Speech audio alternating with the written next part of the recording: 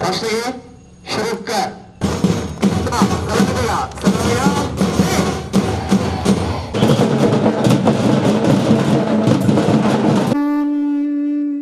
जय श्री कृष्ण, जय श्री राम, जय श्री गुरुदेव। श्री गणेश शारदा गुरुभ्यो नमः।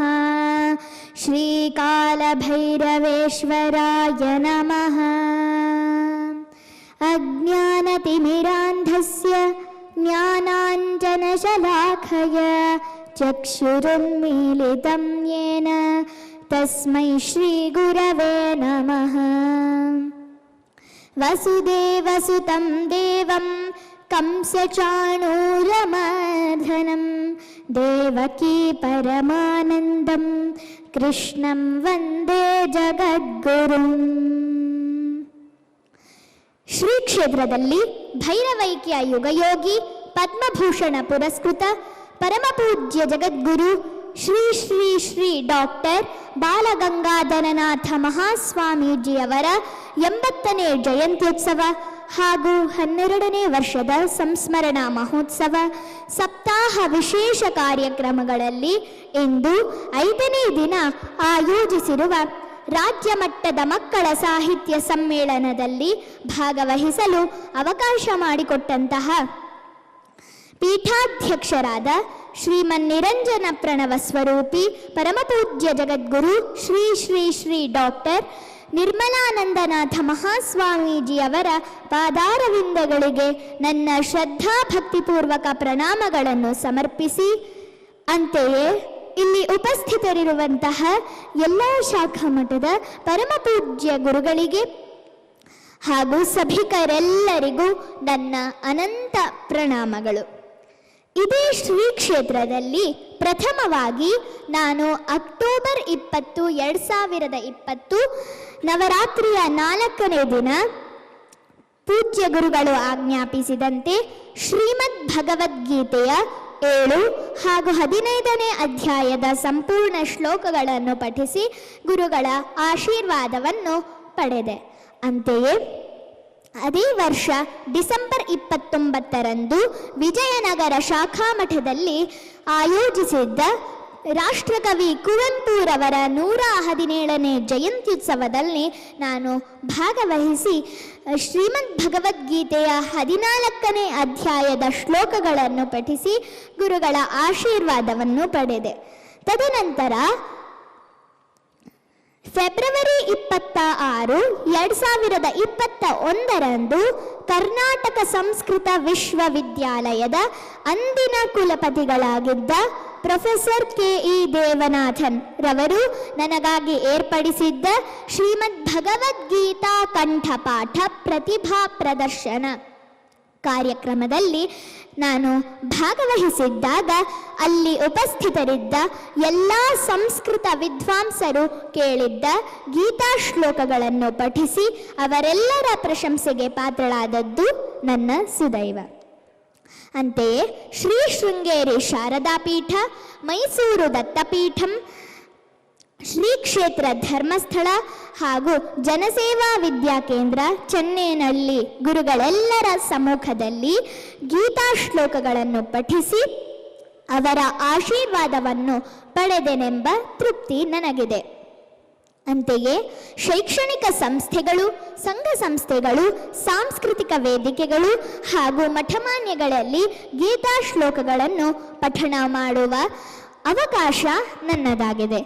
ಈ ಸಂದರ್ಭದಲ್ಲಿ ನಾನೀಗ ಮಹಾಭಾರತ, ನನಗೆ ತಿಳಿದ ಮಹಾಭಾರತ ಹಾಗೂ ಶ್ರೀಮದ್ ಭಗವದ್ಗೀತೆಯ ಕೆಲವು ವಿಚಾರಗಳನ್ನು ಪ್ರಸ್ತುತಪಡಿಸಿ ನಂತರ ಶ್ರೀಮದ್ ಭಗವದ್ಗೀತೆಯ 5ನೇ ಅಧ್ಯಾಯದ ಕೆಲವು ಶ್ಲೋಕಗಳನ್ನು ಪಠಿಸುತ್ತೇನೆ.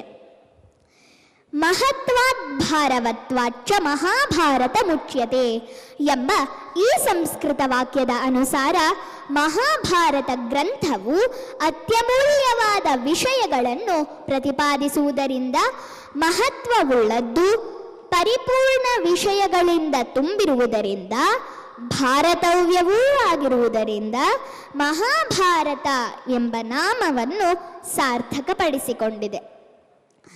ಮಹಾಭಾರತ ಭಾರತದ ಧಾರ್ಮಿಕ, ತಾತ್ವಿಕ ಹಾಗೂ ಪೌರಾಣಿಕ ಮಹಾಕಾವ್ಯಗಳಲ್ಲಿ ಒಂದು.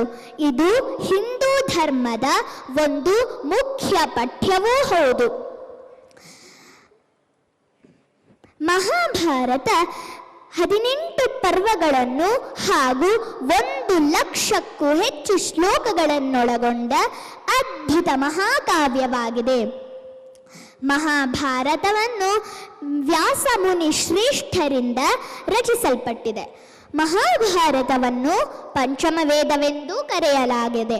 ಶ್ರೀ ಭಗವಾನ್ ಕೃಷ್ಣ ಪರಮಾತ್ಮರಿಂದ ಅರ್ಜುನನಿಗೆ ಉಪದೇಶಿಸಲ್ಪಟ್ಟ ಮಹಿಮಾನ್ವಿತವಾದ ಭಗವದ್ಗೀತೆಯನ್ನು ಮಹಾಭಾರತದ ಅಂತರಾತ್ಮ ಎನ್ನಲಾಗಿದೆ. ಬಾಹ್ಯದಿಂದ ನೋಡಿದರೆ ಈ ಗ್ರಂಥವು ರಾಜಕುಟುಂಬವೊಂದರ ಉನ್ನತಿ ಅವನತಿಗಳ ಕಥೆಯಂತೆ ಗೋಚರಿಸಿದರೂ ಆಂತರ್ಯದಲ್ಲಿ ಇದು ಬೇರೆಯದೇ ಪ್ರಪಂಚವನ್ನು ತೆರೆದು ತೋರಿಸುತ್ತದೆ.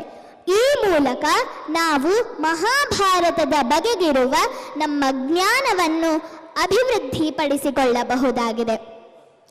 ಹಿಂದೂ ಮಹಾಗ್ರಂಥ ಮಹಾಭಾರತದಲ್ಲಿ ಸಹೋದರ ಸಂಬಂಧಿಗಳಾದ ಪಾಂಡವರು ಮತ್ತು ಕೌರವರ ನಡುವೆ ಕಲಹ ಉಂಟಾಗಿ ಹಸ್ತಿನಾಪುರದ ಸಿಂಹಾಸನಕ್ಕಾಗಿ ಅವರವರಲ್ಲಿಯೇ ಕಾದಾಡುವ ಸನ್ನಿವೇಶ ಉಂಟಾಯಿತು.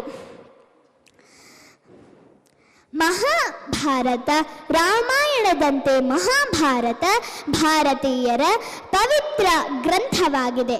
ಆಧ್ಯಾತ್ಮಿಕ ಚಿಂತನೆಗೆ ಮತ್ತು ಬದುಕನ್ನು ಎದುರಿಸಲು ಬೇಕಾದ ಸತ್ವ ಸಾಮರ್ಥ್ಯಗಳನ್ನು ರೂಢಿಸಿಕೊಳ್ಳಲು ಸ್ಫೂರ್ತಿ ನೀಡುವಂತಹ ಮಹತ್ವದ ಕೃತಿ ಎಂದರೂ ತಪ್ಪಾಗಲಾರದು.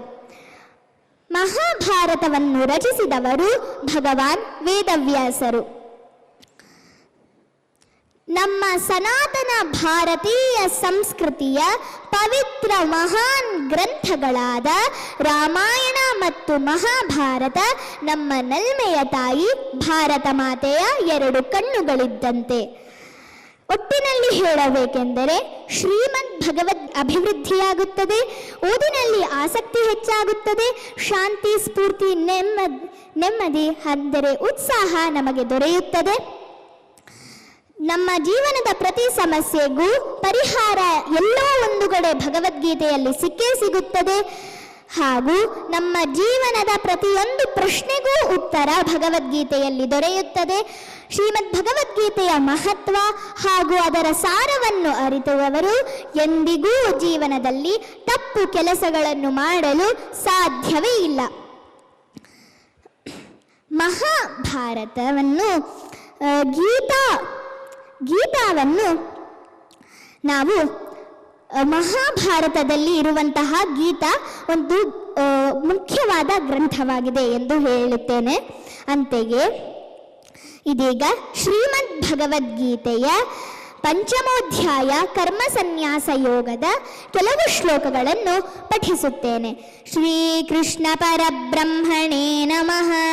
ಅಥ ಶ್ರೀಮದ್ ಭಗವದ್ಗೀತಾ ಪಂಚಮೋಧ್ಯಾಯಃ ಕರ್ಮ ಸನ್ಯಾಸ ಯೋಗಃ.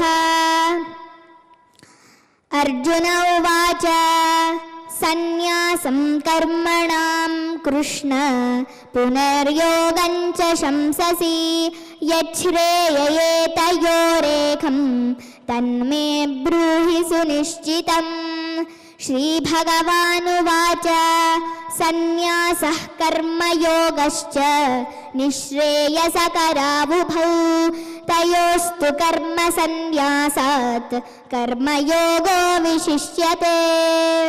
ಓಂ ತತ್ಸದಿತಿ ಶ್ರೀಮದ್ಭಗವದ್ಗೀತಾಸು ಉಪನಿಷತ್ಸು ಬ್ರಹ್ಮವಿದ್ಯಾಯಾಂ ಯೋಗಶಾಸ್ತ್ರೇ ಶ್ರೀಕೃಷ್ಣಾರ್ಜುನ ಸಂವಾದೆ ಕರ್ಮ ಸನ್ಯಾಸ ಯೋಗೋ ನಾಮ ಪಂಚಮೋಧ್ಯಾಯಃ. ಈಗ ನಾನು ಪಠಿಸಿದ ಶ್ಲೋಕಗಳ ಅಧ್ಯಾಯದ ಒಟ್ಟು ಭಾವಾರ್ಥ. ಅಹಂಕಾರದಿಂದ ಹೊರಬಂದು ಫಲದಾಸೆ ಇಲ್ಲದೆ ಕರ್ಮ ಮಾಡು. ಹೀಗೆ ಕರ್ತವ್ಯ ನಿಭಾಯಿಸುತ್ತಲೇ ಫಲದಾಸೆ ಇಲ್ಲದೆ ಸನ್ಯಾಸಿಯಂತಿರುವುದು ಎಂದು ಶ್ರೀ ಭಗವಾನ್ ಕೃಷ್ಣ ಪರಮಾತ್ಮರು ಅರ್ಜುನನಿಗೆ ಪ್ರಶ್ನಿಸುತ್ತಾರೆ. ಇದಕ್ಕೆ ಉತ್ತರವಾಗಿ ಶ್ರೀ ಭಗವಾನ್ ಕೃಷ್ಣ ಪರಮಾತ್ಮರು ನಿಜವಾದ ಕರ್ಮಯೋಗಿಯು ಫಲಿತಾಂಶದ ಬಗ್ಗೆ ಯೋಚಿಸದೆ ತನ್ನ ಪಾಡಿಗೆ ತಾನು ಶಾಂತ ಚಿತ್ತದಿಂದ ಕೆಲಸ ಮಾಡಿಕೊಂಡು ಹೋಗುತ್ತಾನೆ.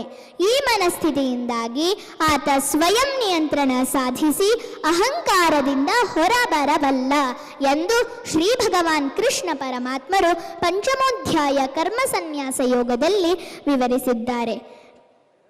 ಕೊನೆಯಲ್ಲಿ ನಾನು ತಿಳಿಸುವುದೇನೆಂದರೆ, ಗೀತಾ ಮಾನವನ ಜೀವನದ ಅತಿ ದೊಡ್ಡ ಕೈಪಿಡಿ ಪುಸ್ತಕವಾಗಿದೆ ಎಂದು ನಾನು ಭಾವಿಸುತ್ತೇನೆ. ಹಾಗೆ ಎಲ್ಲರೂ ಶ್ರೀಮದ್ ಭಗವದ್ಗೀತೆಯನ್ನು ಕಲಿಯೋಣ. ಧನ್ಯವಾದಗಳು. ಸರ್ವಂ ಶ್ರೀಕೃಷ್ಣಾರ್ಪಣಮಸ್ತು. ಜೈ ಶ್ರೀ ಗುರುದೇವ್.